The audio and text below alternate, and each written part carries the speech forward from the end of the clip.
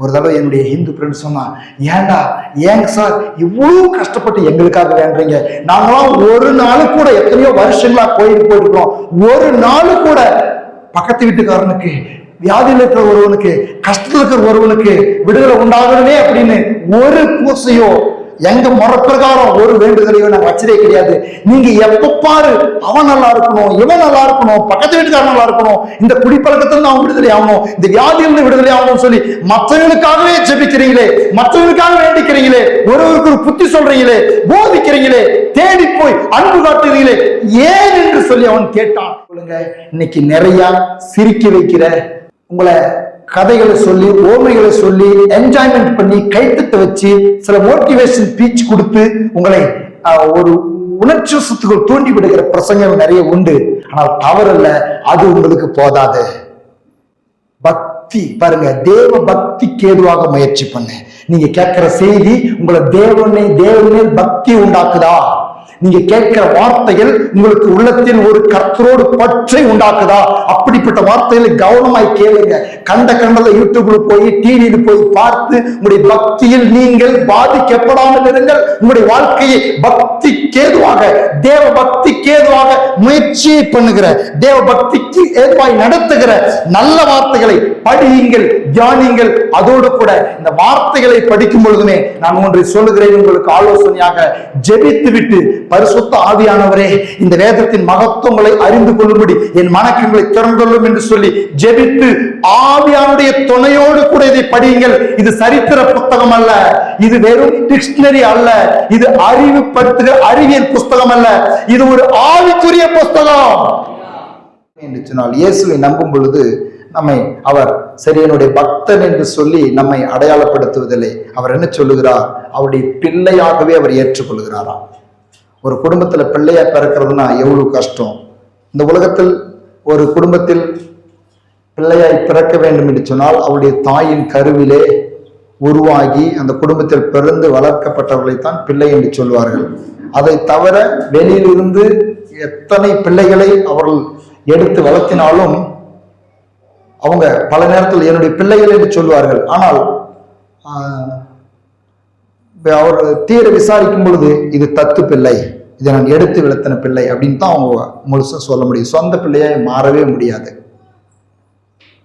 ஒரு தடவை எங்க பெரியம்மா வீட்டில் அவங்களுடைய உறவினர்களுக்கு குழந்தை இல்லாத இருந்தது. அப்பொழுது இவர்கள் எங்களுடைய பெரியம்மா மகளை எடுத்து அவர்கள் வளர்த்தி, சிறு வயதிலேயே எடுத்து வளர்த்தும் பொழுது அவர்கள் ஸ்கூலில் சேர்த்த வேண்டியதாக இருந்துச்சு. ஸ்கூலில் சேர்த்தும் பொழுது அவங்க கொடுத்துருக்கலாமாச்சு, எங்கள் பிள்ளை தான் அப்படின்னு, நாங்கள் தான் தாய் தகப்பன் அப்படின்னு சொல்லி கொடுக்கல, வளர்த்தனவங்க. என்ன சொல்றாங்க, யார் இந்த தாய் தகப்பன், யார் பேர் கொடுக்குறீங்க ஸ்கூலில் சேர்த்ததுக்கு அப்படின்னு சொல்லுது. உண்மையாகவே பெற்றெடுத்தவங்க பேரையே கொடுக்குறாங்க பாருங்க. சின்ன குழந்தையில இவங்க எடுத்து வளர்த்திட்டு இருந்தாலும் எங்க பிள்ளைன்னு சொல்லி பேர் கொடுக்க முடியல, பெற்றெடுத்தவங்க பேரெல்லாம் கொடுத்துட்டாங்க. அது பின்னாட்கள்ல சில பிரச்சனைகளை உண்டு பண்ணினது. சொத்து விஷயத்துல அவங்க பிள்ளைதான் அப்படின்றத அரசாங்கம் நிரூபிக்கிறதுக்கு ஆகிவிடுகிறது. ஆனால் ஏசப்பா ஒரு பொழுதும் அவரை நம்புகிற நம்மை, நம்முடைய வாழ்க்கையில் அவர் பிள்ளையாக ஏற்றுக்கொண்ட பிறகு ஒரு பொழுதும் கூட அவர் நான் தகப்பன் இல்லைன்னு சொல்றதே கிடையாது. ஆமென். எந்த நேரத்தில் ஏசப்பா அப்படின்னு கூப்பிட்டாக்கா அவர் நம்மை பிரியமாய் நமக்கு உதவி செய்ய வல்லவராய் இருக்கிறார். மத்தேயு 5:45. இப்படி செய்வதனால் நீங்கள் பரலோகத்தில் இருக்கிற உங்கள் பிதாவுக்கு புத்திரராய் இருப்பீர்கள். அவர் தீயோர் மேலும் நல்லோர் மேலும் நமது சூரியனை உதிக்க பண்ணி நீதி உள்ளவர்கள் மேலும் அநீதி உள்ளவர்கள் மேலும் மழையை பெய்ய பண்ணுகிறார். பாருங்க, பரலோகத்தில் இருக்கிற அப்பாவுக்கு நாம் புத்திரராய் இருக்க முடியும். அதனால்தான் தேவ பிள்ளைகள் என்று சொல்லி இயேசுவை நம்புகிறவர்களுக்கு ஒரு பெயர் உண்டு. தேவ பிள்ளைகள். எல்லாம் சொல்லுங்க, தேவ பிள்ளைகள். நான் தேவனுடைய பிள்ளை. ஹல்லேலூயா. இதுல ஒரு தைரியம் இருக்கணும் நம்மளுக்கு. இயேசுவை நம்புகிறவர்களுக்கு ஒரு தைரியம் என்ன தெரியுமா? நான் தேவனுடைய பிள்ளை. நாம் தேவனுடைய பிள்ளை அப்படின்னு சொல்லும் பொழுது நமக்கு விரோதமாக வருகிற எல்லா தீய சக்திகள் எல்லாம் நடுங்கும், பயப்படும். நமக்கு இருக்கிற அதிகாரம் நமக்கு இருக்கிற பவரை நாம் அறிந்திருக்க வேண்டும். நாம் தேவனுடைய பிள்ளை. தேவன் நமக்குள் ஆவியானவராய் வாசம் செய்கிறார். அடுத்து வாசித்து பார்க்கலாம். எபேசியர் 5:8. முற்காலத்தில் நீங்கள் அந்தகாரமாய் இருந்தீர்கள், இப்பொழுதோ கர்த்தருக்குள் வெளிச்சமாய் இருக்கிறீர்கள். வெளிச்சத்தின் பிள்ளைகளாய் நடந்து கொள்ளுங்கள்.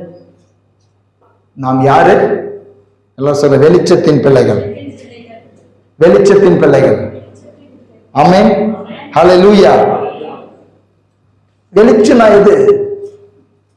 நானே உலகத்திற்கு ஒளியா இருக்கிறேன், வெளிச்சமா இருக்கிறேன் அப்படின்னு என்ன? இயேசுதான் வெளிச்சம். அப்ப இயேசுவின் பிள்ளைகள், வெளிச்சத்தின் பிள்ளைகள். அப்ப இயேசுவின் பிள்ளைகளாக நாம் நடந்து கொள்ள வேண்டும்.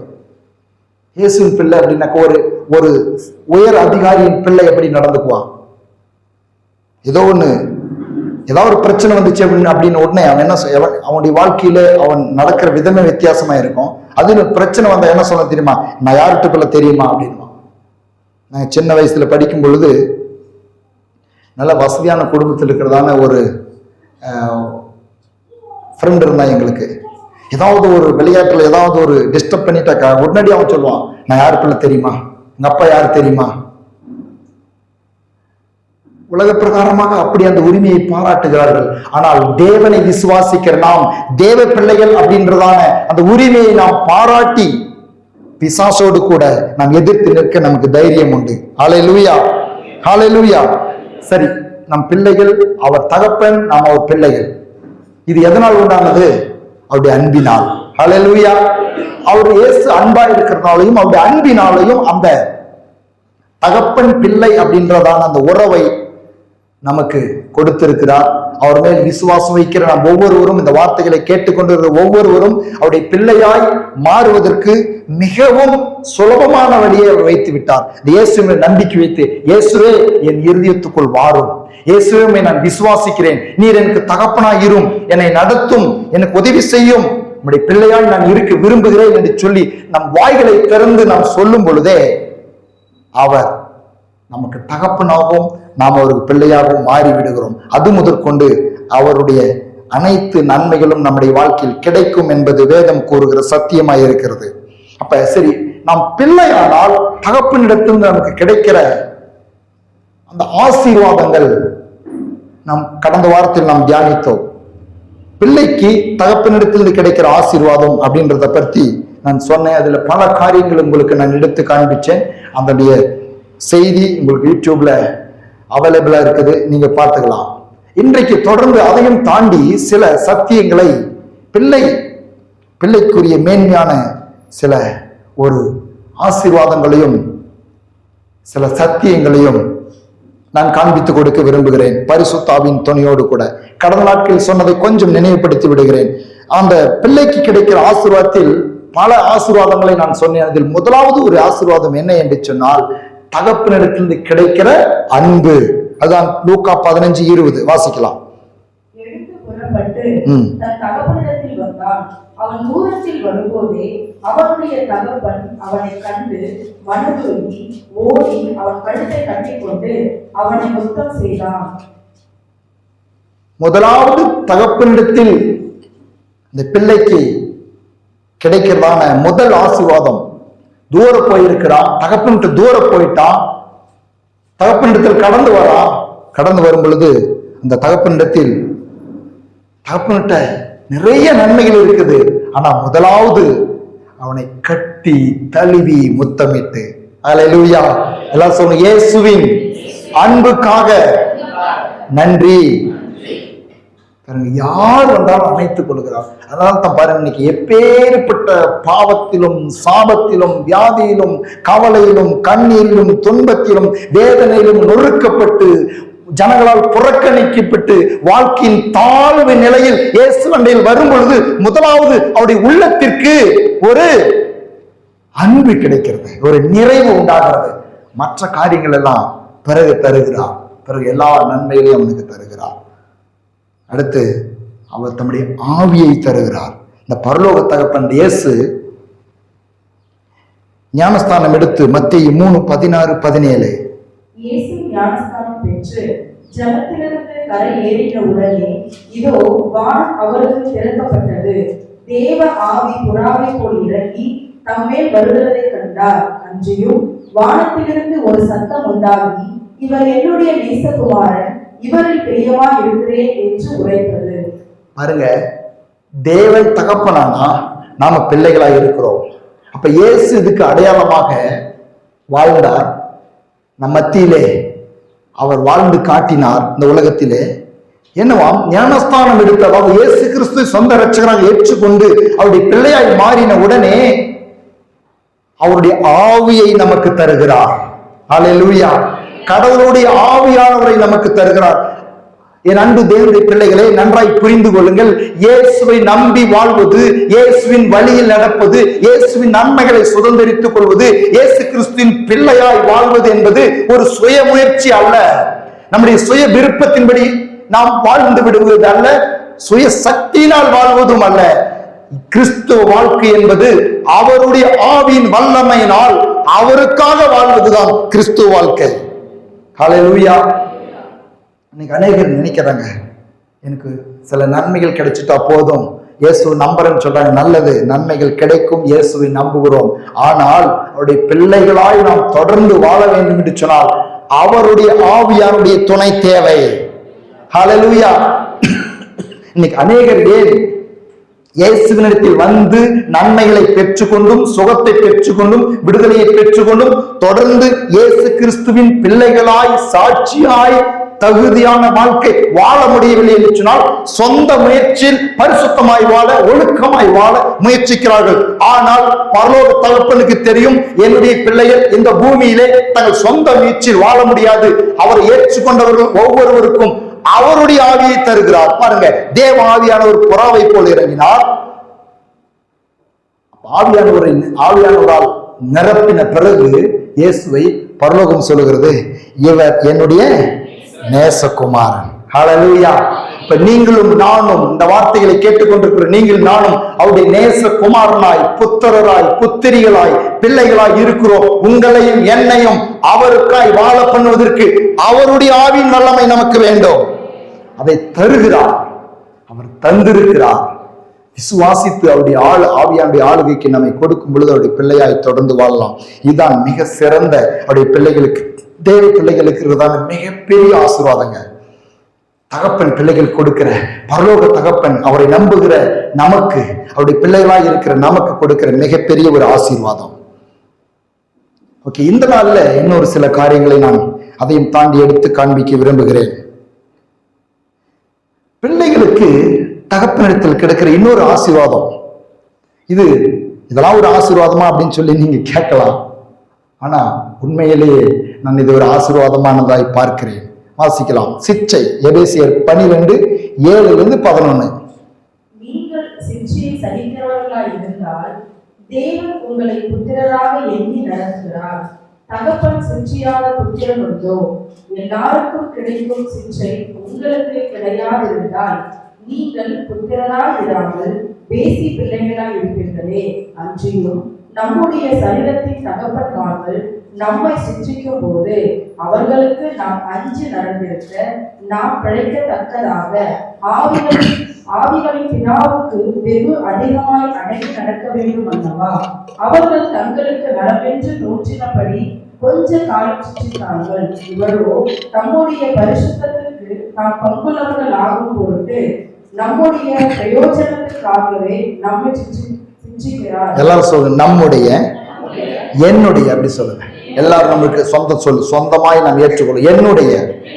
என்னுடைய பிரயோஜனத்திற்காகவே என்னை சிட்சித்து நடத்துகிற ஏசப்பாவுக்கு நன்றி.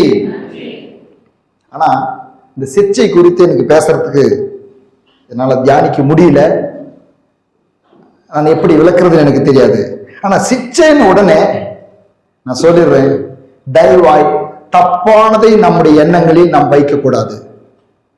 சிச்சை அப்படின்னு உடனே இன்னைக்கு அநேகர் என்ன நினைக்கிறாங்கன்னாக்கா, வாழ்க்கையில் வருகிற எல்லா பாடுகள், சில தீமைகள், வியாதிகள் எல்லாவற்றையும் சிச்சை அப்படின்னு சொல்லி கடவுளுடைய சிச்சை, கடவுள் சிச்சிக்கிறாரு, கடவுள் தண்டிக்கிறாரு அப்படின்னு சொல்லி சொல்றாங்க. அதை என்னால் ஏற்றுக்க முடியல. ஆனால் ஒவ்வொருவரையும் கர்த்தர் பிரயோஜனத்துக்காக நம்முடைய பிரயோஜனத்திற்காக சிட்சிக்கிறார் என்று வேத வசனம் சொல்லுகிறது. அது எவ்வாறு ஒவ்வொருடைய வாழ்க்கையில் அது வித்தியாசமானதாய் இருக்கலாம். ஆனால் ஒன்றை புரிந்து கொள்ள வேண்டும், அவர் நம்மை சிட்சிக்கிறது எல்லாம், நம்முடைய வாழ்க்கையில் இருக்கிறது எல்லாம், நடக்கிறது எல்லாம் கர்த்தருடைய சிட்சை அல்ல. நான் அதை விளக்குறேன் இன்னும் கொஞ்சமா. நீதிமொழிகள் 3:11. என் மகனே, நீ கர்த்தருடைய சிட்சை அற்பமாக எண்ணாதே, அவர் கடிந்து கொள்ளும் போது சோர்ந்து போகாதே. இப்ப கர்த்தருடைய சிட்சை அப்படின்னு ஒண்ணு இருக்குது அப்படின்னு வேதம் சொல்லுகிறது. வேதவசனம் சொன்னால் அந்த கர்த்தர் தாம் நேசிக்கிறவர்களை சிட்சிக்கிறார் என்றும் வேதவசனம் சொல்லுகிறது. அடுத்த ஒரு வசனத்தையும் கூட நான் வாசிக்கலாம். அப்ப கர்த்தர் தாம் நேசிக்கிற பிள்ளைகளை சிட்சிக்கிறார், தகப்பன் சிட்சியாத புத்திரர் உண்டோ அப்படியெல்லாம் எழுதப்பட்டிருக்கிறது.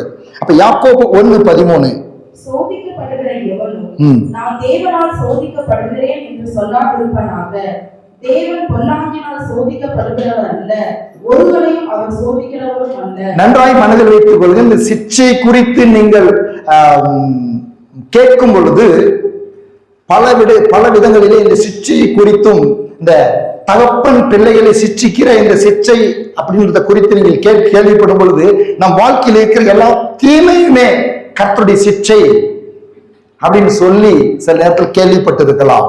ஆனால் வேத வசனம் சொல்லுகிறது, பொல்லாங்கினால் சோதிக்கிறவர் சிட்சிக்கிறவர் அல்ல. எல்லாரும் சொல்லுங்க, பொல்லாங்கினால் சோதிக்கிறவர் சிட்சிக்கிறவர் அல்ல. இன்னும் கொஞ்சம் விளக்கமா சொல்ற பாருங்க. புலம்பல் 3வது அதிகாரம் 27-33. நுகத்தை சுமக்கிறது மனுஷனுக்கு நல்லது, அவரே அதை தன்மேல் வைத்தார் என்று அவன் தனித்திருந்து மௌனமாய் இருக்க கடவுள். நம்பிக்கைக்கு இடமுண்டோ என்று தன் வாயை விழுந்துவானாக, தன்னை அடிக்கிறவனுக்கு தன் கன்னத்தை காட்டி நிந்தையால் நினைத்திருப்பானாக. ஆண்டவர் என்றென்றைக்கும் கைவிட மாட்டார், அவர் சஞ்சலப்படுகிறதினாலும் தமது மிகுந்த கிருபையின்படி இறங்குவார். அவர் மனப்பூர்வமாய் மனுபுத்திரரை சிறுமையாக்கி சஞ்சலப்படுகிறது இல்லை. எல்லாரும் சொல்லுங்க, இயேசு மனப்பூர்வமாய் மனுபுத்திரரை சிறுமையாக்கி சஞ்சலப்படுத்துகிறதில்லை. புரியுதா உங்களுக்கு? மனப்பூர்வமாய் நம்மை சஞ்சலப்படுத்தி சிறுமையாக்கி சஞ்சலப்படுத்துகிறதில்லை. அப்ப கர்த்தர் சிட்சிக்கிற விதங்கள் நம்முடைய பிரயோஜனத்திற்காக அவர் சிட்சிக்கிறார், தகப்பனுடைய சிட்சைகள். ஆனால் அந்த சிட்சையில் என்ன இல்லை? சிறுமை, சஞ்சலம் இல்லை, பொல்லாங்கு இல்லை. வேறு எவ்விதத்தில் நம்மை சிட்சித்து நடத்துகிறார் என்பது அவருடைய ஒவ்வொருடைய தனிப்பட்ட வாழ்க்கையில் தேவனுக்கும் அவர்களுக்கும் உள்ளதான காரியம். அது இதுதான் ஒரு மனுஷனுடைய வாழ்க்கையில் ஒரு தீமை உண்டாகும் என்று சொன்னால், ஒரு வியாதி வரும் என்று சொன்னால், ஒரு கஷ்டம் வரும் என்று சொன்னால், ஒரு விபத்து நடக்கும் என்று சொன்னால், உடனடியாக நீ செய்த பாவத்துக்கு தான் கர்த்தர் உன்னை சிட்சித்திருக்கிறார் என்று சொல்லி நேரடியாக நியாயம் தீர்ப்பது தவறு. அப்படி நான் நியாயம் தீர்த்து விட முடியாது. ஒவ்வொன்றும் நடக்க ஒவ்வொன்றுக்கும் நம்முடைய மூளை அறிவை கொண்டு விளக்கத்தை சொல்லி நாம் நியாயம் தீர்த்து விடக்கூடாது. இன்னைக்கு அநேகர் அப்படிதான் சொல்றாங்க. ஒரு மனுஷனுக்கு ஏதாவது ஒரு விபத்து நடந்துருச்சா, கர்த்தர் பார்த்தியா சிட்சித்தாரு. ஒரு வியாதி வந்துச்சா, கர்த்தப்பா நல்லா அடிச்சிட்டாரு. ஓகே, அப்படியெல்லாம் சொல்ல முடியல, அப்படியெல்லாம் சொல்லவும் கூடாது. நாம் ஏன் சொன்னால், கர்த்தர் பொல்லாங்கினால் சிட்சிக்கிறவர் அல்ல, சிறுமையாக்கி சஞ்சலப்படுத்துகிறவர் அல்ல, அவர் மிகவும் நல்லவர். யாக்கோபு சொல்லுகிறார், நம்முடைய சுய இச்சையினால் இழுப்புண்டு சோதிக்கப்படுகிறோம் என்று சொல்லி. அப்ப சிட்சை என்று ஒன்று உண்டு. அது தேவனுக்கும் அவர்களுக்கும் தான் தெரியும். தேவன் தான் என்னை இதில் நடத்தி கொண்டிருக்கிறார், தேவன் தான் என்னை சிட்சிக்கிறார் அப்படின்னு சொல்லி அது அவர்களுக்கு மாத்திரம்தான் தெரியும். ஆனால் மற்றவர்கள் பார்த்து, நாம் பார்த்து மற்றவர்களை திடீர் என்று சொல்லி கர்த்தர் இப்படி நியாயம் தீர்த்திருக்கிறாரு, கர்த்தர் இருக்கலாம் அதை, ஆனால் நம் நாவில் சொல்லக்கூடாது, நாம் அதை நாம் நியாயம் தீர்க்கக்கூடாது. அது கர்த்தருடைய சிட்சை என்று நாம் சொல்லக்கூடாது. ஒருவேளை அது கர்த்தருடைய சிட்சை இல்லாமல் அவருடைய அறிவீனத்தினால் அப்படி நடந்திருந்தால் நாம் நியாயம் கேட்கும் பொழுது நாம் குற்றவாளிகளாய் நாம் இருப்போம். ஆகவே தான் ஆண்டவராய் இயேசு சொல்லுகிறார், உன் சகோதரனை பார்த்து மூடனே என்று சொல்லுகிறவன் எரி நேரத்துக்கு பாத்திரனா இருக்கிறான் என்று சொல்லி. ஆகவே நம்ம யாரையும் நியாயம் தீர்க்க கூடாது, கர்த்தருடைய சிட்சைன்னு சொல்லக்கூடாது. கர்த்தர் சிட்சிக்கிறார் உண்மைதான், ஆனால் எப்படி சிட்சிப்பார் என்பதை நாம் எல்லாம் அறிந்து வைக்க முடியாது. நம்முடைய வாழ்க்கையில் எப்படி அவருடைய சிட்சைகளையும் அவருடைய விசுவாச பரீட்சைகளையும் வைக்கிறார் என்று தெரியாது, மற்றவருடைய வாழ்க்கையில் எப்படி வைக்கிறார் என்று தெரியாது. அது தேவனுக்கும் அவர்களுக்கும் மாத்திரம்தான் தெரியும். அவர்கள் மாத்திரமே அறிவார்கள். இது தேவனுடைய காரியம் என்று சொல்லி. யோபு ஒரு வேலை அறிந்திருந்தான், தேவன் கொடுத்தார் தேவன் எடுத்தார் அப்படின்னு சொல்லி. அப்ப தேவன் அனுமதித்து இருக்கிறார் அப்படின்றத யோபு அறிந்திருந்தான். அது மாதிரி தனிப்பட்ட விதத்தில் நமக்கு தெரியும் அது, ஆமா தேவன் அனுமதித்திருக்காருன்னு சொல்லி. ஆனா நாம் அவருடைய வாழ்க்கையில் இருக்கிறதான சில சூழ்நிலைகளை பார்த்து இது கர்த்தர் தான் சிச்சிக்கிறாரு தண்டனை அப்படின்னு சொல்லி எல்லாம் நாம் நியாயம் தீர்க்க கூடாது, கவனமாய் இருப்போம். ஆகவே தகப்பனிடத்திலிருந்து நமக்கு கிடைக்கிறதான ஒரு மிகப்பெரிய ஆசீர்வாதம் என்னன்னாக்கா சிச்சை. சொல்லுங்க சிச்சை. அந்த சிச்சை நம்மளை என்ன பண்ணுதான், நம்மளை உருவாக்குது, நம்முடைய பிரயோஜனத்துக்காக, நம்ம நல்லவர்களா இருக்குன்றதுக்காக தான் சிச்சிக்கிறார். உலகத்தில் நாம் பார்க்கிறோம் பிள்ளைகளை சிச்சிக்கிறது. யாரையாவது எத்தனையோ தாய் தப்புமா இருக்கிறீங்க, உங்க பிள்ளைங்க தப்பு பண்ணும்போது யாராவது கையை ஒடிச்சு சிச்சை கொடுத்துருக்கீங்க, ஒருத்தரும் ஆயி தரக்கூடிய படுத்துன்னு பிடிச்சி கையை முடிச்சு இத்தான் உங்களுக்கு சிச்சை, போ நான் எடுக்க வேணாம் சமத்தை எடுத்துல அப்படின்னு பண்ணிருப்பீங்களா? ஆனா ஏதாவது ஒருத்தர் மனுஷனுக்கு ஒரு ஆக்சிடென்ட் ஆகி ஒரு கையை காலை ஒடிஞ்சு போச்சுன்னு உடனே பாத்தியா தகப்ப சிச்சிச்சாரு அப்படின்னு சொல்றாங்க. அப்படின்னா என்ன? அப்படி சொல்லும் பொழுது என்ன சொல்றேன்னாக்கா, அந்த பரலோக தகப்பாடு நான் பெஸ்ட்பா, என் பிள்ளை தப்பு பண்ணிச்சு நான் கையை ஒடிக்கல, ஆனா அந்த தகப்பாரு இந்த பிள்ளை தப்பு பண்ணு கை ஒடிச்சு விட்டாரு, அவரோட நான் ரொம்ப பெஸ்ட் அப்படின்னு நம்மளை சொல்லிக்கிற மாதிரி ஆயிரும். ஆகவே நாமளே பொல்லாங்கினால் பிள்ளைகளுக்கு அப்பத்தை கேட்கும் பொழுது கல்லை கொடுப்பானோ, மீனை கேட்கும் பொழுது தேலை கொடுப்பானோ, பாம்பை கொடுப்பானோ. பொல்லாதவர்களாகிய நீங்கள் உங்கள் பிள்ளைகளுக்கு நல்ல ஈவுகளை கொடுக்க அறிந்திருக்கும் பொழுது பரலோகத்தில் இருக்கிற தகப்பன் பரிசுத்த ஆவியும் நன்மையாலையும் தருவது அதிக நிச்சயம். ஆமென், ஹல்லேலூயா. ஆகவே இந்த ஒரு எண்ணங்களை நம்முடைய உள்ளத்தில் பதித்துக் கொள்ள வேண்டும். ஆகவே எல்லா தீமைகளையும் சிச்சை என்று எடுத்துக்கொள்ளவும் கூடாது. அதே நேரத்தில் கர்த்தர் சிச்சிக்கிறதே இல்லை, எப்பயுமே அன்பா இருக்கிறாரு அப்படின்னு சொல்லியும் நாம நம்முடைய எண்ணத்தில் அதை நாம் பதித்துக் கொள்ளக்கூடாது. இது இரண்டும் தேவனிடத்தில் இருக்கிறதான பிள்ளைகளுக்கு இருக்கிறதான மிகப்பெரிய ஒரு பாக்கியம் என்று கருதுவோம். ஆமென், ஹல்லேலூயா. இது எல்லாம் அன்பினால் நடக்கிறது. அன்பினால் தான் சிச்சிக்கிறாரு. அன்பு இருக்கிறதுனால தான் சிச்சிக்க முடியுது. பிள்ளை இல்லை அப்படின்னு சொன்னா எப்படி கெட்டுப்போ அப்படின்னு சொல்லி விட்டுறலாம். அன்னைக்கு ஏன் நம்முடைய வாழ்க்கையில் பல நேரங்களிலே அவருடைய சிச்சைகள் வருகிறது என்று சொன்னால் அது அவர் நம்மை நேசிக்கிறார். ஏன் நாம் தாய் தகப்பனா இருக்கிற பிள்ளைகளுக்கு நாம் சிச்சைகளை கொடுக்கிறோம்? அது நல்லதுக்காக, அவருடைய பிரயோஜனத்துக்காக கொடுக்கிறோம். எஸ்.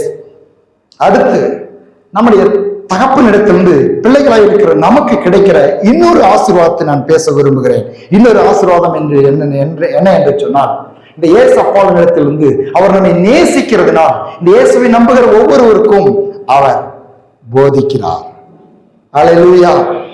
அவர் போதிக்கிறார். பாருங்க, இந்த போதனை மாத்திரம் இந்த கிறிஸ்துவத்துல இல்லைன்னாக்கா கிறிஸ்துவ நிற்க முடியாது, கிறிஸ்துவ வாழ்க்கை நிற்க முடியாது.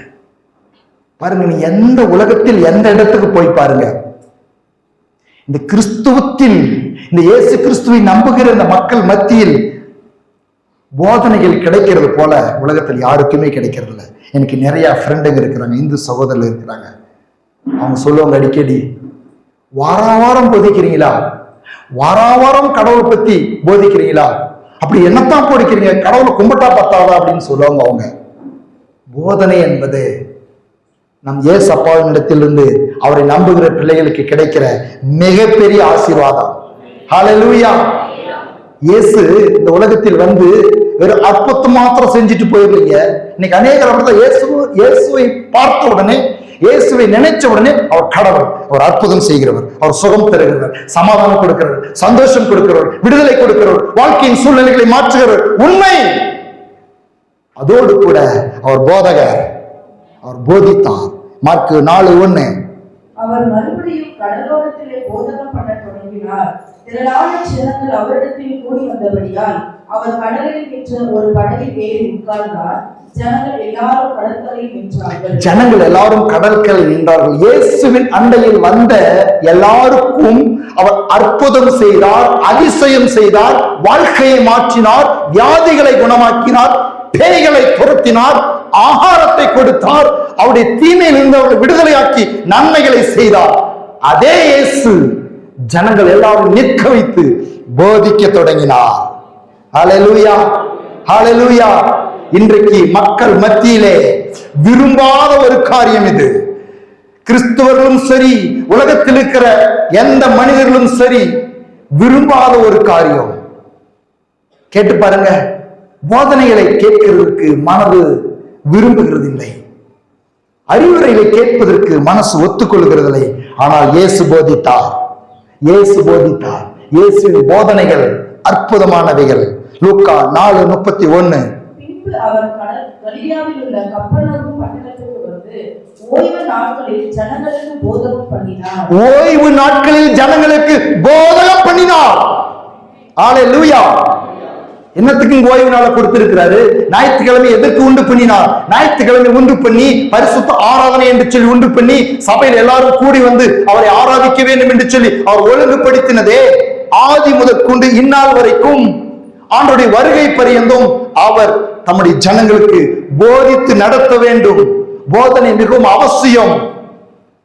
அதற்குத்தான் சபை, அதற்குத்தான் ஊழியக்காரர்கள், அதற்குத்தான் தேவ ஆவியானவர், அதற்குத்தான் வேத வார்த்தைகள். இவைகளை எடுத்து போதிக்கும் பொழுது என்ன நடக்கிறது? இந்த போதனையின் மூலமாக மனிதனுடைய வாழ்க்கை மறுரூபமாக்கப்படுகிறது. ஆகவே தான் பாருங்க, அற்புதத்தை விரும்புறாங்க,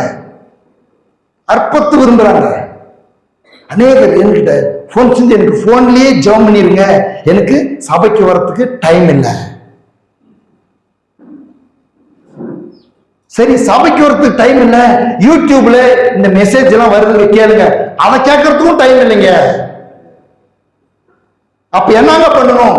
நான் போன் பண்ணும்போது எனக்காக போன்ல ஜெபம் பண்ணிருங்க, ஆசீர்வாதம் வந்துட்டோம். போதனை எனக்கு வேண்டாங்க. இயேசுவின் போதனை யாருக்குங்க வேணும்? அது எங்க அது போதனை 1 நிமிஷத்திலே முடியுது. 1 மணி நேரம் போதிக்கிறாங்க. அந்த 1 மணி நேரத்து செய்தியும் அமைதியா உட்கார்ந்து கேட்கறதுன்றது ரொம்ப கஷ்டம். போதனையை, அறிவுரையை, ஆலோசனையை, கடிந்து கொள்ளுதலை மனம் விரும்பாதபடிக்கு பிசாசு கடினப்படுத்தி விட்டான். தேவ பிள்ளைகளே, நாம் ஜாக்கிரதையா இருப்போம். நான் சொல்லுகிறேன் உங்களுக்கு, போதனையை வெறுத்தால், போதனையை தள்ளினால் ஒரு நாள் கர்த்தர் நம்மை ஏற்றுக்கொள்ள மறுப்பார். எதற்கு போதனை அவசியம்? வாழ்க்கையில் ஒழுங்காய் வாழ்வதற்கு. சும்மா உலகத்தெல்லாம் எத்தனையோ போதனை இருக்குதுங்க. உலகத்தில்லாத போதனையா அப்படின்னு சொல்லுவாங்க சில பேர். உலகத்தில் 1000 போதனைகள் இருந்தாலும் அதெல்லாம் மாம்சத்தில் மனுஷன் உண்டு பண்ணி வைத்திருக்கிறதான சில நல் நெறிமுறைகள். அவைகளின் மூலமாய் மனிதனுடைய வாழ்க்கை மாற்றப்படுகிறதில்லை. இங்கே போதிக்கப்படுகிற ஒவ்வொரு வார்த்தைகளும் அப்போஸ்தலனாகிய பேதுரு சொல்லுகிறான், வாழ்வதரும் ஜீவ வார்த்தை உம்மிடத்தில் உண்டு. ஹல்லேலூயா. இந்த வார்த்தைகள், இங்கே போதிக்கப்படுகிற வார்த்தைகள், இங்கே சொல்லப்படுகிற வார்த்தைகள் ஜீவ வார்த்தைகள். இதனால் வாழ்க்கை மறுரூபமாக்கும். இயேசு பிரசங்கித்துக் கொண்டே, ஆலோசனை சொல்லிக் கொண்டே, சீசர்களுக்கு போதித்துக் கொண்டே இருந்துவிட்டு அவர் சொல்லுகிறார், இப்பொழுது நான் சொன்ன இந்த வார்த்தைகளால் நீங்கள் பரிசுத்தமாய் இருக்கிறீர்கள். அப்படின்னா என்னங்க? நீங்க தொடர்ந்து அவருடைய போதனைகளையும் அவருடைய வார்த்தைகளையும் வேத வசனங்களையும் வாசித்து பாருங்க, வாழ்க்கையில் மறுரூபம் உண்டாகும். வாழ்க்கையை மறுரூபப்படுத்துகிற இயேசுவின் போதனைகளுக்காய் நன்றி. அது அன்பினால் அவருடைய பிள்ளைகளுக்கு கொடுக்கப்படுகிற மிகப்பெரிய பாக்கியம். எவரெல்லாம் போதனைகளை கேட்கிறார்களோ அவர்கள் வாழ்க்கையில மாற்றம் நிச்சயமாய் உண்டாகும். அதற்கு தாங்க தவறாமல் ஞாயிற்றுக்கிழமை ஆராதனைக்கு வாங்க அப்படின்னு வேத வசனம் சொல்லுகிறது. சபை கூடியவர்களை விட்டு விடாதுங்க. பாருங்க, இன்னைக்கு ஏன் வரமாட்டாங்கனாக்கா வேற ஒண்ணும் இல்லைங்க. அதே நேரத்துல ஒரு பிரியாணி போடுறோம்னு சொல்லி பாருங்க வருவாங்க, இல்ல ஒரு டான்ஸ் ஆடுறோம்னு சொல்லி பாருங்க வருவாங்க, இல்ல ஒரு பாடல் நிகழ்ச்சின்னு சொல்லி பாருங்க வருவாங்க, இல்ல ஞாயிற்றுக்கிழமை போனா 1 மணி நேரம் கர்த்தருடைய வார்த்தை கேட்பதற்கு இருதயத்தை கடினப்படுத்தி வசனம் உள்ள போகக்கூடாது என்பதற்காக இருதயத்தின் வாசலையும் மனதின் வாசலையும் பிசாசு அடைத்து வைத்திருக்கிறான். நாம் ஜாக்கிரதையா இருப்போம். வசனம் உள்ளே போகவில்லை என்று சொன்னால் வாழ்வு இல்லை என்று சொன்னால் இயேசு சொல்லுகிறார், நானே ஜீவ அப்பம். இயேசு ஜீவ அப்பம். அவருடைய வார்த்தைகள் ஜீவ அப்பம், வாழ்வு தரும் வார்த்தைகள். இது அவருடைய போதனைகள் நமக்கு மிகவும் அவசியம். இது தகப்பனிடத்தில் நமக்கு கிடைக்கப்பட்ட மிகப்பெரிய ஒரு பாக்கியமாய் நான் கருதுகிறேன். அவருடைய போதனை மாத்திரம் நமக்கு கிடைக்கவில்லை என்று சொன்னால் முதலே சொல்லுகிறது, நம்முடைய வாழ்க்கை சீர்கெட்டு போயிருக்கும். வாசிக்கலாம் அடுத்து லூக்கா 5:3.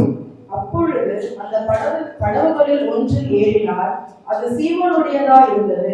அதை கரையிலிருந்து சற்று தள்ளும்படி அவனை கேட்டுக்கொண்டு அந்த படவில் உட்கார்ந்து ஜனங்களுக்கு போதகம் பண்ணினார். அவர் கடவுள் தானங்க, வெறும் அற்புதம் செஞ்சுட்டு அப்படி போயிருக்கலாம் பாருங்க.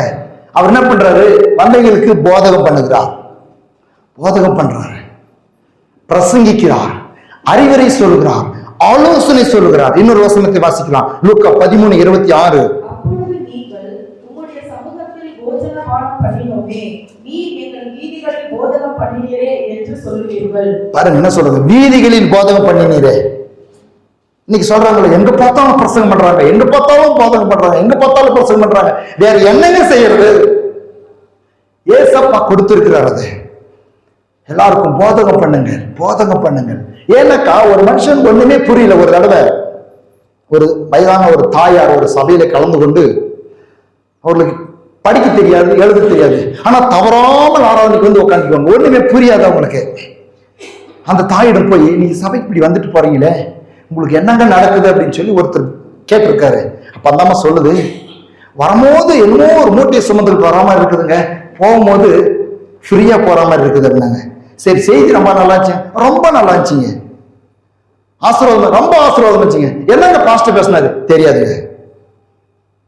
பாஸ்டர் என்ன தலைப்புல பேசினாரு, என்ன சத்தியத்தை பேசினாரு? அதெல்லாம் தெரியாதுங்க. நான் வந்து ஒரு துணியை வெளுக்கிற வேலையை பண்றேன், அழுக்கு துணியை வெளுக்கிற வேலையை பண்றேன். அழுக்கு துணி எல்லாம் தூக்கிட்டு போவேன், அதை நல்லா வேடிச்சு சுடு தண்ணியில் போட்டு வெளுத்து சுத்தம் செய்து திரும்பி கொண்டாந்து கொடுத்தனாக்க அது பளிச்சுன்னு இருக்கும். அவங்க கிட்ட கொடுக்கும் பொழுது அது மாதிரிதாங்க என் வாழ்க்கையில் நடக்குது. ஆனா என்ன பிரச்சனை பண்ணாலும் தெரியாது. அப்ப ஒன்று அந்த ஊழியக்காரர் புரிந்து கொண்டார், ஒன்னும் புரியலனாலும் ஜீவ வார்த்தைகள் ஒரு மனிதனுடைய வாழ்க்கையில் சுத்தத்தை உண்டு பண்ணுகிறது.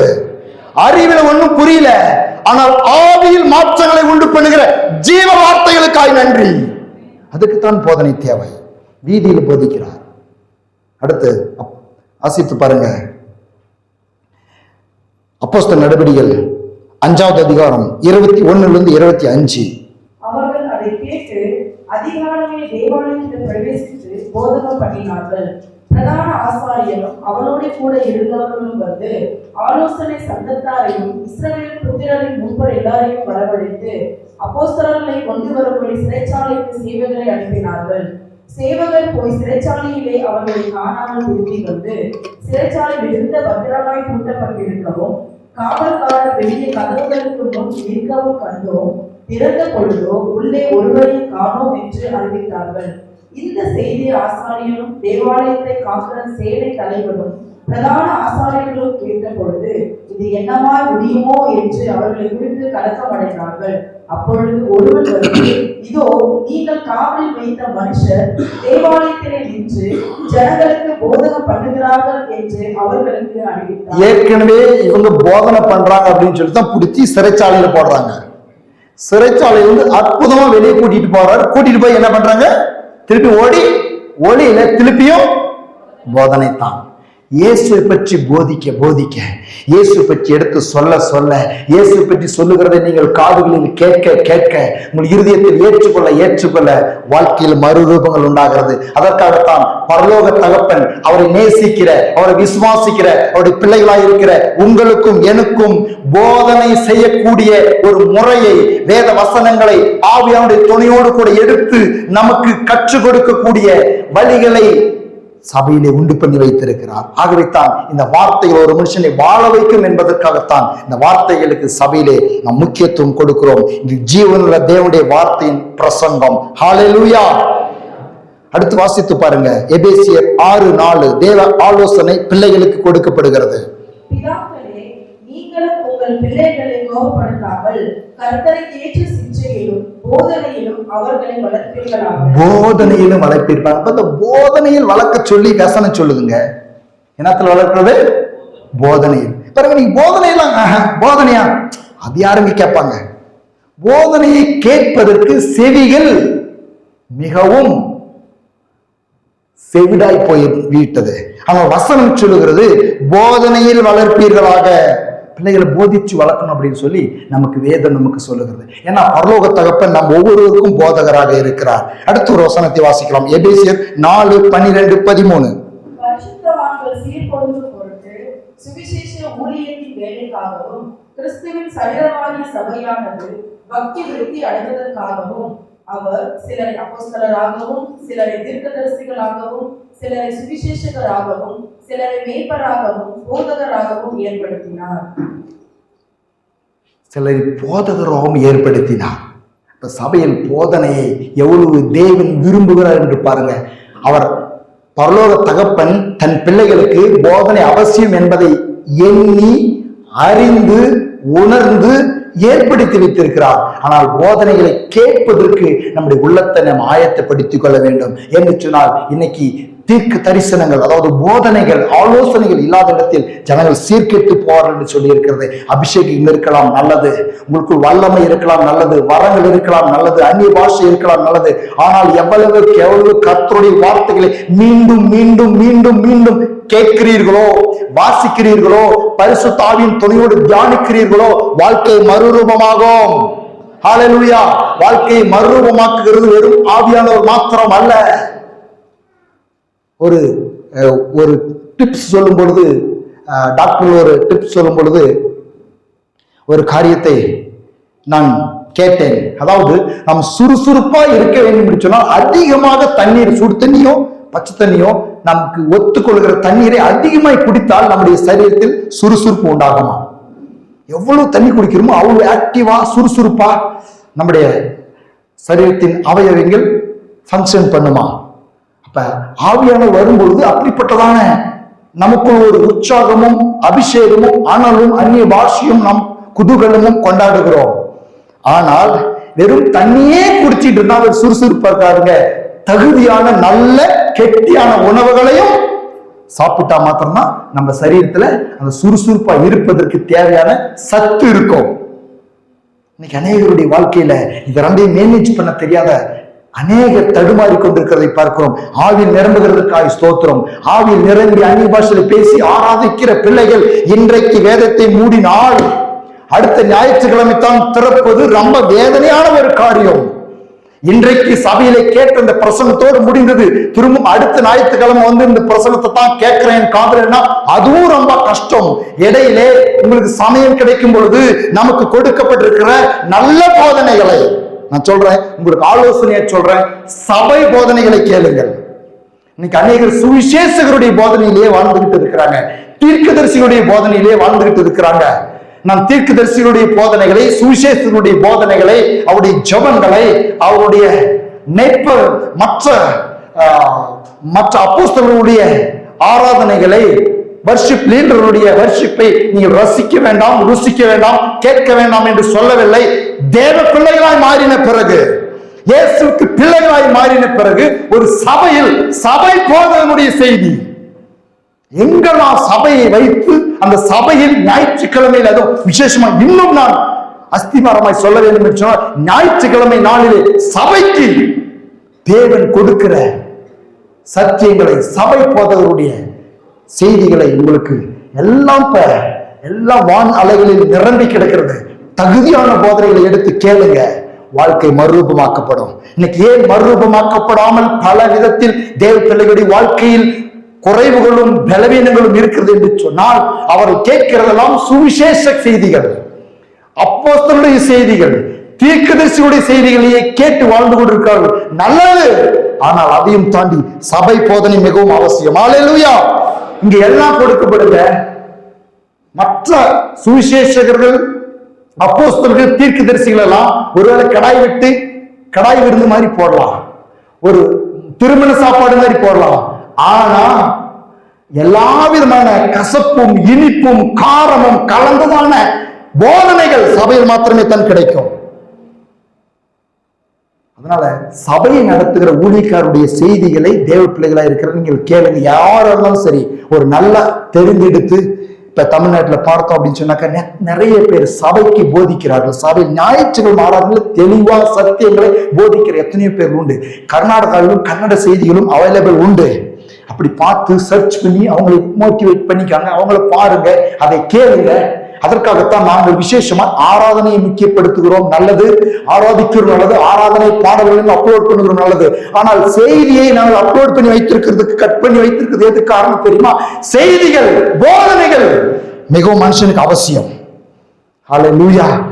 கேளுங்கள், கேட்டுக்கொண்டே இருங்கள், வாழ்க்கை மறுரூபமாகும். போதனை அவசியம் என்பதை அறிந்த தேவன் போதகர்களை ஏற்படுத்தி வைத்திருக்கிறார். நீதிமொழிகள் 1:1-8 போதனை பாருங்க எப்படி இருக்குதுன்னு. தேவனுடைய ஏசப்பா நம்ம வைத்த அன்பினால நமக்கு கொடுக்கிற ஒரு போதனையை கேளுங்க. இஸ்ரவேலின் ராஜாவுமாகிய சாலமோனின் நீதிமொழிகள் இவைகள் ஞானத்தையும் போதகத்தையும் அறிந்து புத்திமதிகளை உணர்ந்து விவேகம், நீதி, நியாயம், நிதானம் என்பவர்களை பற்றிய உபதேசத்தை அடையலாம். இவைகள் பேதைகளுக்கு வினாவையும் வாலிபருக்கு அறிவையும் விவேகத்தையும் கொடுக்கும். புத்திமான் இவைகளை கேட்டு அறிவில் தேடுவான். விவேகி நல்ல ஆலோசனைகளை அடைந்து நீதிமொழிகளையும் அதன் அர்த்தத்தையும் ஞானிகளின் வாக்கியங்களையும் அவர்கள் உரைத்த புதைப்பொருள்களையும் அறிந்து கொள்ளுவான். கர்த்தருக்கு பயப்படுதலே ஞானத்தின் ஆரம்பம். மூடர் ஞானத்தையும் போதகத்தையும் அசட்டை பண்ணுகிறார்கள். என் மகனே, உன் தகப்பன் புத்தியை கேள், உன் தாயின் போதகத்தை தந்தாதே. அவைகள் உன் சிரசுக்கு அலங்காரமான முடியும், உன் கழுத்துக்கு சரப்பணியுமாய் இருக்கும். நீங்க அநேகர் படிக்க தெரிஞ்சு இருக்கிறீங்க. ஒருவேளை நீங்க படிக்க தெரியாது இருந்தாலும் கூட அதுக்கு தான் உங்களுக்கெல்லாம் நாங்கள் இந்த ஆடியோ பைபிளை கூட நாங்கள் உங்களுக்கு அறிமுகப்படுத்தி இருக்கிறோம். இங்க இருக்குது குறைந்த விலையில ஒரு 850 ரூபா ரேஞ்சில் உங்களுக்கு அந்த டெக்கும் அந்த பென்ட்ரைவும் கிடைக்கும். அதுல 20வது லைன்ல அந்த ரிமோட் எடுத்து 22 அப்படின்னு போட்டீங்கன்னா டைரக்டா நீதிமொழிக்கு போகும். 20வது லைன்ல நீதிமொழிகள் இருக்குது. படிக்க தெரிஞ்ச பிள்ளைகள் நீதிமொழிகள் 20வது புஸ்தகமா இருக்குது. ஆதியாகமத்திலிருந்து நீங்க அடுத்த வாரம் வரத்துக்குள்ள இந்த நீதிமொழிகளை ஒரு தடவை படிச்சுட்டு வாங்க பாருங்க, வாழ்க்கையில ஒரு மறுரூபம் உண்டாகும். அதுல பாருங்க அற்புதமா இருக்குது. நானெல்லாம் என்னுடைய வாலிப நாட்களில இந்த நீதிமொழிகள் 31 அதிகாரம் இருக்கும். ஒரு நாளுக்கு ஒரு அதிகாரத்தை நான் வாசிப்பேன், டார்கெட்டா எடுத்துட்டு வாசிப்பேன். ஒரு மாசத்துல ஒரு முடிஞ்சு போயிடும். ஆனா இந்த நீதிமொழியில வாசித்தாலும் கேட்டாலும் ஏறக்குறைய ஒரு 1.5 மணி நேரம், இல்ல ஃபாஸ்டா வாசித்த 1 மணி நேரம், நிதானம் வாசித்த 2 மணி நேரத்துக்குள்ள வாசித்து முடிச்சிடலாம். வாசித்து பாருங்க, பரிசுத்த ஆவியுடைய துணையோடு வாசித்து பாருங்க, பரிசுத்த ஆவியுடைய துணையோடு கேட்டு பாருங்க. வாழ்க்கையில் மாற்றத்தை கொண்டு வருகிற ஜீவ வார்த்தைகள், போதனைகள். இந்த நீதிமொழிகள் நீங்க வாசிக்கும் பொழுது நல்லா கவனிச்சு பாருங்க. போதனையை கேள், அறிவுரையை கேள், உணர்ந்து கொள், கற்றுக்கொள், போதகம், அறிவுரை அப்படின்னு சொல்லி வருகிற வார்த்தையெல்லாம் பாருங்க, மிக அழகா இருக்கும். நம் வாழ்க்கைக்கு பிரயோஜனமா இருக்கும், நம் வாழ்க்கையை உருவாக்கும், நம்மை நல்லவர்களாய் வாழ வைக்கும். அல்லேலூயா. இது இயேசு அப்பாவினிடத்திலிருந்து அவருடைய அன்பினால் அவருடைய பிள்ளைகளாய் இருக்கிற நமக்கு கிடைத்திருக்கிற மிகப்பெரிய ஆசீர்வாதம். ஆமென். அல்லேலூயா. ஆசீர்வாதம் தகப்பனிடத்திலிருந்து ஆசீர்வாதம் அப்படின்னு சொன்னோடனே நம்மளுக்கு டைரக்டா எல்லாருடைய மனுஷனையும் போறது என்ன தெரியுமா? எல்லாம் பணம், காசு, பொருள், அர்த்தம் நல்லது, அவைகளும் ஆசீர்வாதம் தான். ஆனா அவைகளும் தாண்டி இப்படிப்பட்ட ஒரு போதனைகள் நம்முடைய தகப்பனிடத்திலிருந்து நமக்கு கிடைக்கிறதற்காக நாம் கர்த்தருக்கு நாம் நன்றி சொல்லுவோம். ஹல்லேலூயா. நாம் கேட்க ஆயத்தமாய் இருந்தால் எப்படியாகிலும் அவர் தம்முடைய பரிசுத்த ஆவியானவரை கொண்டு நமக்கு போதிப்பார். எல்லாரும் சொல்லுங்க, நான் கேட்க ஆயத்தமாய் இருந்தால் என் தகப்பன் தம்முடைய ஆவியானவரை கொண்டு எனக்கு எப்படி ஆகிலும் போதிக்க அவர் வல்லவராயிருக்கிறார். ஒரே காரியம், கேட்க ஆயத்தமா இருக்கணும். நாம ஒரு ஸ்டெப் கேட்க ஆயத்தமா இருக்கணும். பாருங்க, போதிக்கிறதுக்கு ஒரு வீட்டுக்குள்ள வராது. மார்த்தாள் மரியாதை வீட்டுக்குள்ள வராது. அங்கேயும் போதனை நடக்குது. நடக்கும் பொழுது மரியாதைங்கிறவன் கேட்க ஆயத்தமா இருக்கிறார். இன்னொரு ஆள் யாரு? அவளுக்கு என்ன போதனைக்கு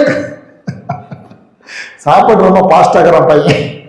சாப்பாட்டை நினைச்சிட்டே இருப்பான் போல் இருக்குது. சாப்பாடு சாப்பிடணும் பாஸ்டா சொல்றான்.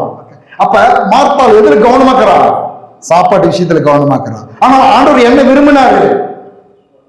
போதனையை கேட்க வேண்டும் என்று விரும்பினார். அல்லேலூயா. அதுல சாப்பாடு முக்கியம், ஆசீர்வாதம் முக்கியம், சுகம் முக்கியம், சமாதானம் முக்கியம். ஆனால் பொறுமையாய் போதனைகளை கேட்க, போதனையின் மூலமாக அவைகளுக்குள் எல்லாம் அதுல வந்துடும். அல்லேலூயா.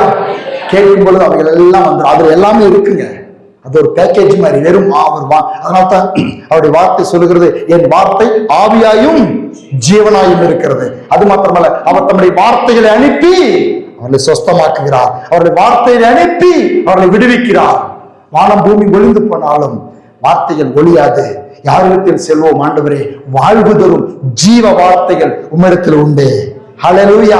ஆகவே இந்த கிறிஸ்துவ போதனை என்பது, இயேசு கிறிஸ்துவத்தை போதிப்பது, சபையிலே கடவுளை பற்றி எடுத்து சொல்வது சாதாரண காரியம் அல்ல. இதை நெக்லெக்ட் பண்றாங்க. ஒரு கூட்டம்னா ஓகே, ஒரு டான்ஸ்னா ஓகே, ஒரு நடனம்னா ஓகே, ஒரு திருவிழானா ஓகே. ஆனா சபையில் கூடி வருகிறதுனாக்கா என்ன இருக்குதுங்க? ஞாயிற்றுக்கிழமை ஆராதனை தானா, சரி விடுங்க, திருவிழா ஆராதனை பார்த்துக்கலாம். அப்ப ஆராதனையை விரும்புகிறார்கள், திருவிழா ஆராதனை விரும்புகிறார்கள், பாடலை விரும்புகிறார்கள். ஆனால் ஆண்டவர் சொல்லுகிறார், என் போதனை உன் வாழ்க்கையை மறுரூபமாக்கும் மகனே. ஹல்லேலூயா. தகப்பனிடத்திலிருந்து கிடைக்கிற மிகப்பெரிய பாக்கியங்க. அதனால தான் ஒருத்தர் சொன்னாரு, நான் சபைக்கெல்லாம் வர முடியாதுங்க, நான் அப்பப்ப நான் நீ யூடியூப்ல போடுறீங்க இல்லையா, பக்கத்துல இருக்கிறவரே தான் ஓகே வர முடியும், அவரால் வாய்ப்பு இல்லாத இருந்தா தேவன் அறிவார், ஆனா வர முடியாதுங்க, அதையே நான் பார்த்துக்கிறேன் அப்படின்னு சொன்னாரு. அப்போ ஒரு ஊழியக்காரர் சொன்னாரு இருக்கலாங்க, பார்க்கறது நல்லது, தப்புன்னு சொல்ல. ஆனா நீங்க எப்பயுமே ஏற்கனவே ரெடிமேட் பொரோட்டா வாங்கி சாப்பிடுவீங்களா? ஃப்ரெஷ்ஷா சாப்பிடணும்னு கொஞ்சம் கூட ஆசை இல்லையா உங்களுக்கு அப்படின்னு கேட்டாங்க. அப்ப ஃப்ரெஷ்ஷா கிடைக்கிறதை வாங்கி சாப்பிட்றதுக்கு வாஞ்சிக்க வேண்டும். ஆமென். சமயம் கிடைக்கும் பொழுது நம் வாய்ப்புகளை உருவாக்கி அதற்கு இந்த நேரங்களை ஒதுக்கி கர்த்தருடைய சமூகத்துக்கு கர்த்தருடைய போதனையை கேட்பது நமக்கு ஆசீர்வாதம். ஆமென். அவர் நமக்கு போதிக்கிறவராயிருக்கிறார். சங்கீதம் 27:11.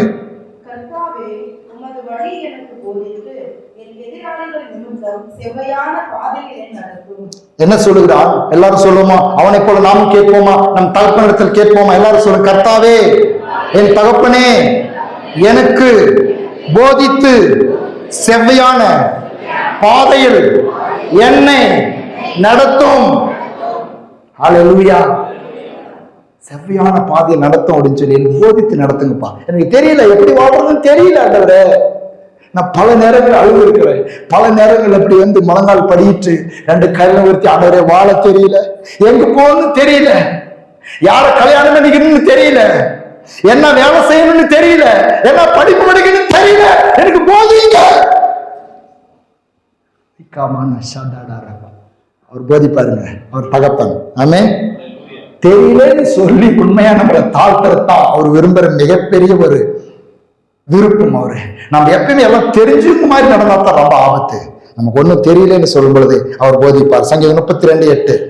நான் உனக்கு போதித்து நீ நடக்க வேண்டிய வழியை உனக்கு காட்டுவேன், உன் மேல் என் கண்ணை வைத்து உனக்கு ஆலோசனை சொல்லுவேன். எப்படிப்பட்ட வாக்குத்தத்தம்! இந்த வாக்குத்தத்தம் எடுத்துக்க அந்த உரிமை பாராட்டுங்க. நான் உங்களுக்கு போதிப்புன்னு சொல்லியிருக்கிறீங்களே, என் பரலோக தகப்பன் எனக்கு போதியுங்க. பிள்ளைக்கு போதிக்கிறதுக்கு தான் தகப்பன் இருக்கிறார். கேட்டா போதுங்க, அவரிடத்துல அவர் போதிக்கிறார். அடுத்து வாசிக்கலாம், ஏசாயா 48:17. இஸ்ரவேலின் பரிசுத்தராய் இருக்கிற ஒரு மீட்பரான கர்த்தர் சொல்லுகிறதாவது, பிரயோஜனமாய் இருக்கிறதை உனக்கு போதித்து நீ நடக்க வேண்டிய வழியிலே உன்னை நடத்துகிற ஒரு தேவனாகிய கர்த்தர் நானே. எல்லாம் சொல்ல, பிரயோஜனமாய் இருக்கிறதை எனக்கு போதித்து நான் நடக்க வேண்டிய வழியில் என்னை நடத்துகிற என் தகப்பனாகிய ஆண்டவருக்கு நன்றி. எப்படி சொல்றாரு பாருங்க. இப்படி யாருங்க போதிச்சு நடத்த முடியும்? இன்னைக்கு எல்லாரும் கூட எப்படி போதிக்கிறாங்கன்னாக்கா, நம்மளுக்கு உண்மையா மனசார நல்லத்தை போதிக்கிறதே இல்லைங்க, நல்லத்தை சொல்றதே இல்லைங்க. எப்ப கெட்டு போகணும், எப்ப முறிஞ்சு போகணும், எப்ப நாசமா போகணும், இப்படியே குடிச்சு அழிஞ்சு போகணும், நம்மளுக்கு என்ன அப்படின்னு நினைக்கிற இந்த உலகத்துல நல்லதை போதிக்கிறார், நல்லமானதை போதிக்கிறார், பிரயோஜனமானதை போதிக்கிறார் இந்த இயேசு ஆண்டவர். ஹல்லேலூயா. நமக்கு பிரயோஜனமானதை போதிக்கிறார். அதுக்காகத்தான் அவருடைய வருத்தப்பட்டு பாரம் சுமக்கிறவர்களே எல்லாரும் என்னிடத்தில் வாருங்கள், நான் உங்களுக்கு இளைப்பாறுதல் தருவேன்.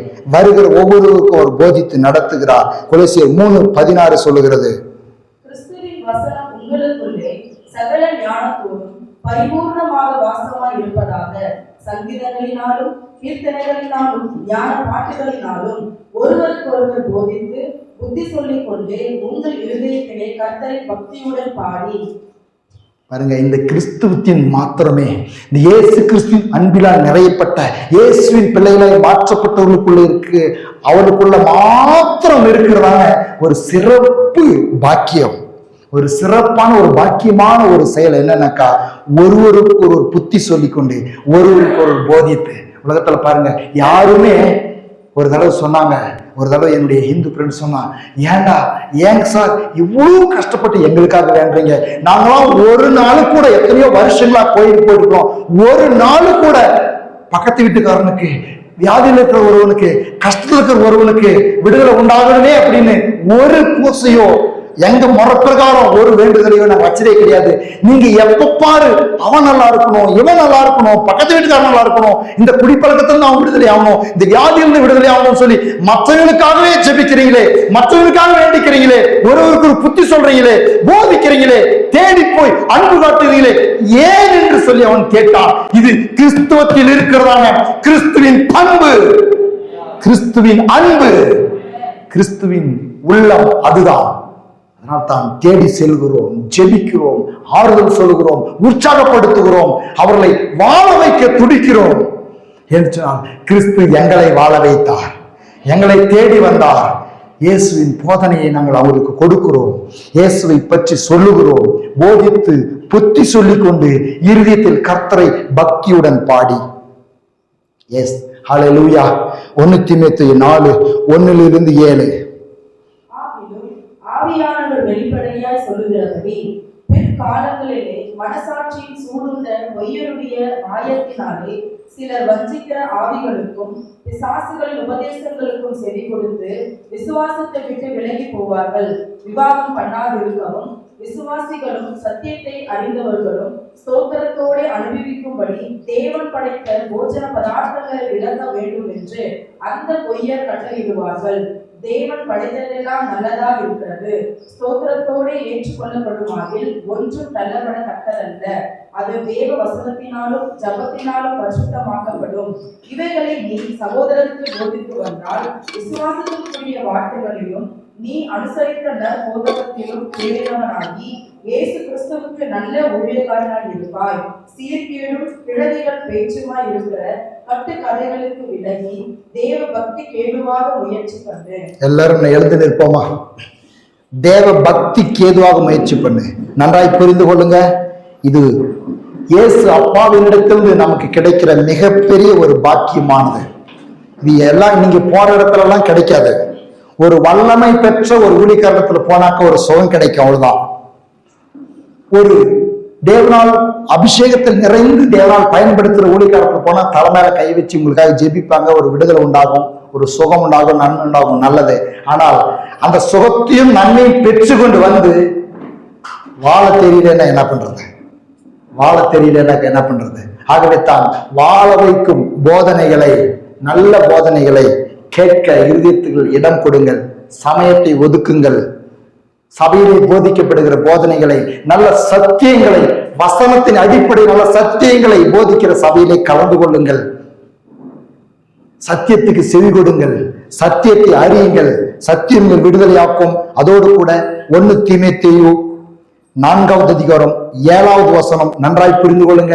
இன்னைக்கு நிறைய சிரிக்க வைக்கிற, உங்களை கதைகளை சொல்லி, ஓமைகளை சொல்லி, என்ஜாய்மெண்ட் பண்ணி, கைத்தட்ட வச்சு, சில மோட்டிவேஷன் ஸ்பீச் கொடுத்து உங்களை ஒரு உணர்ச்சித்துக்குள் தூண்டி விடுகிற பிரசங்கம் நிறைய உண்டு. ஆனால் தவறல்ல, அது உங்களுக்கு போதாது. பக்தி பாருங்க, தேவ பக்திக்கு ஏதுவாக முயற்சி பண்ணு. நீங்க கேட்கிற செய்தி உங்களை தேவனே பக்தி உண்டாக்குதா? நீங்க கேட்கிற வார்த்தைகள் உங்களுக்கு உள்ளத்தில் ஒரு கர்த்தரோடு பற்றை உண்டாக்குதா? அப்படிப்பட்ட வார்த்தைகளை கவனமாய் கேளுங்க.